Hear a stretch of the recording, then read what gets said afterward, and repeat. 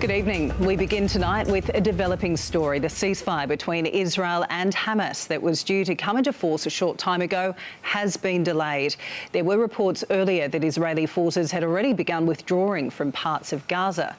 Now, the Israel Defence Forces have announced the ceasefire will not take effect as long as Hamas doesn't meet its obligations under the agreement. Our chief international correspondent, Ben Lewis, is joining us from Sderot tonight, just on the Gaza border. Good evening, Ben. This is a fast-moving situation. What can you tell us about this announced delay?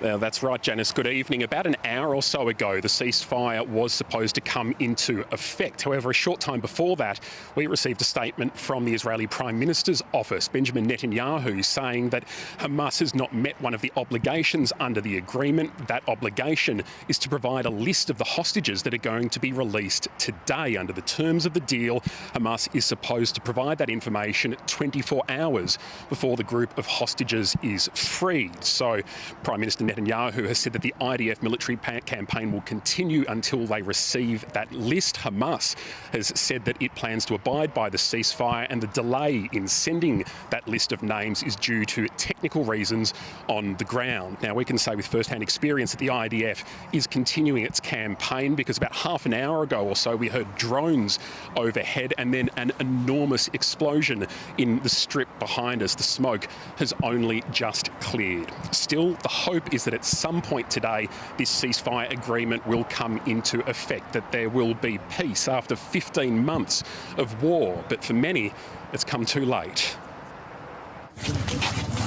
Had the ceasefire begun a day and a half earlier, this family would not be in mourning. 3 children, their mother and their father, killed while sleeping in their tent, according to relatives.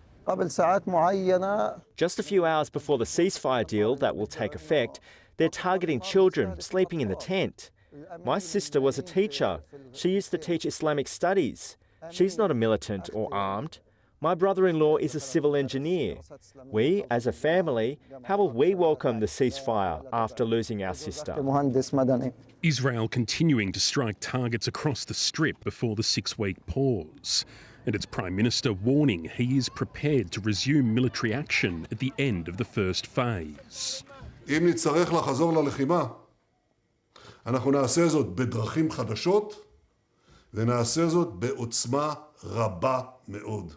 גם הנשיא טראמפ וגם הנשיא ביידן נתנו גיבוי מלא לזכותה של ישראל לחזור ללחימה, אם ישראל תגיע למסקנה שהמשא ומתן על שלב ב' הוא חסר תוחלת. That's why there's concern among Gazans who've survived 15 months of war and want a permanent peace. لأن الشعب تعبنا يعني في هذا النزوح من أمراض ومن جوع ومن تعب فنسأل الله أن يكون آخر يوم في الهدنة ما يكون في أي انتهاك. In Tel Aviv, the anxiety comes from waiting to hear if missing loved ones will return. Daniel's grandmother was released by Hamas after 16 days. His grandfather was not, and it's not clear if he's alive. You cannot prepare to a festival and a funeral at the same time, so days will come and then we'll see. It's too hard to prepare. You must have thought about this a lot, but if you do see your grandfather again, what will you say to him, given everything he's been through? That would be a crazy and unbelievable emotional expressions. It will be, I don't know what I will do. I have no idea what I'll tell him, I have no idea, but he will be very proud of what his family did here. In what's now known as Hostages Square, thousands rallied in solidarity with those waiting to be freed. You know, I don't think the human language has a vocabulary to explain what's happening, and it's the same as we don't have a protocol to handle this. We are hopeful, but we're very, very worried. The worry comes from the fact this agreement is a fragile one, already being put under pressure. We have very little trust on Hamas, but we pray that all of them will come back. There are Palestinians waiting for family to return home too, some 2,000 prisoners in Israeli jails. Osama Ataya is one of them. accused of terror offences by Israeli authorities. He's set to leave prison on his 19th birthday. وكأنها فرحة سبحان الله بسنة جديدة فرحة بمن ربنا الإفراج عليه إن شاء الله. So Ben, what does this development mean for the hostages?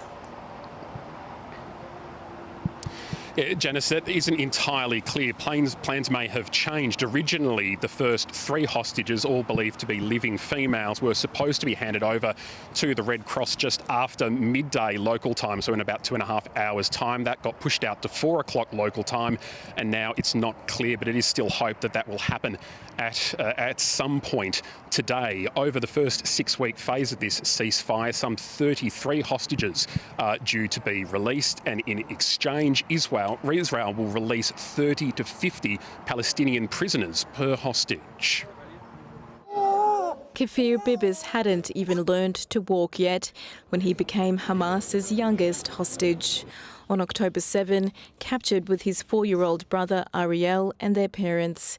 Kafir's second birthday in captivity marked in Tel Aviv last night. He's 2 years old today. It's like so long. And he never celebrated a birthday. And I'm praying for them to come back alive. Among those expected by Israel to be released over the next 42 days, women including female soldiers and men over 50. 86-year-old Shlomo Mansour, the eldest hostage, an Iraqi-born chicken coop manager. He was captured at his kibbutz.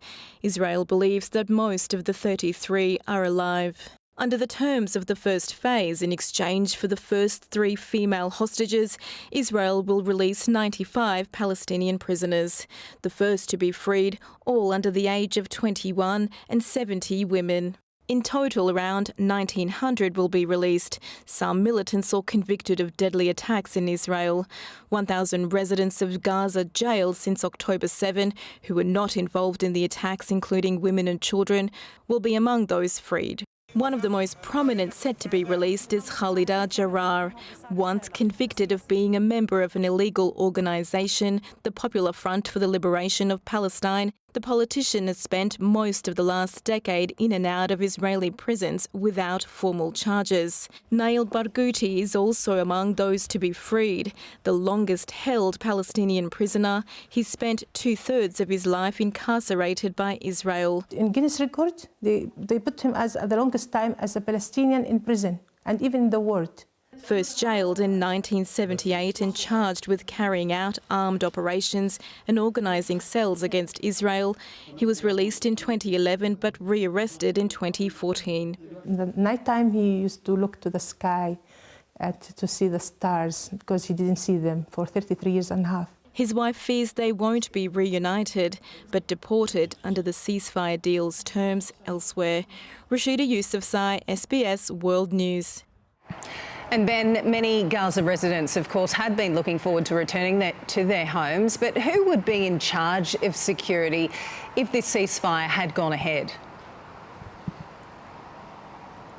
Well, Janice, the plan is, if the ceasefire does go ahead at some point today, that Israeli forces will be withdrawing essentially to the border wall areas. And we've already seen some reports from inside the larger cities inside Gaza that process is already happening, despite the fact that the ceasefire has been delayed. Israeli media also reporting the fact that some Hamas police will still be operating in certain areas of the Gaza Strip. They are supposed to be unarmed and supposed to not come into contact with IDF forces, and if there's any disputes between Hamas and Israel over that, Egypt and Qatar will be mediating. And we have seen some vision coming from Gaza this morning of residents heading back to the north, up to this end of the Gaza Strip, despite the fact that the ceasefire hasn't come into effect yet. And Janice, the IDF's campaign here still does continue. In the last few minutes, we just saw another huge burst of smoke coming from just over my shoulder there in that direction. And we're being told by our colleagues inside Gaza that there have been casualties from airstrikes this morning. Thank you so much, Ben, on that developing situation. That's our Chief International Correspondent, Ben Lewis, updating us from Sderot. That's just on the Gaza border. Well, earlier